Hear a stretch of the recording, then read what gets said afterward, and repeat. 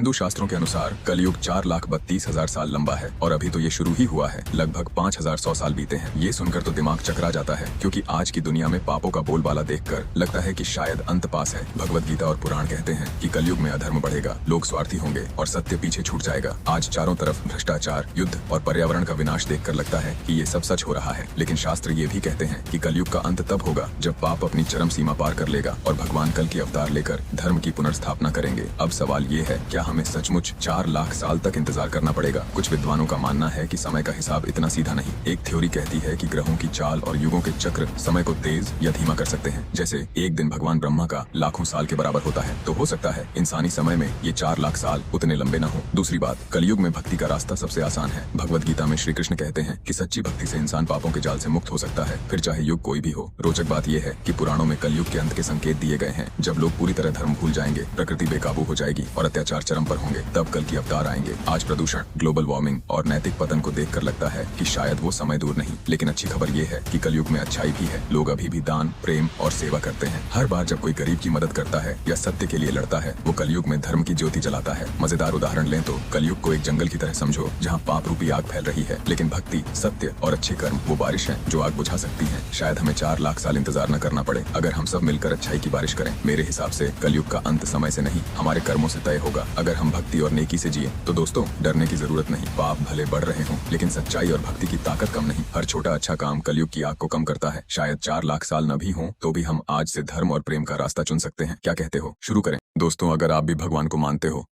तो हमारे चैनल को जरूर सब्सक्राइब करें।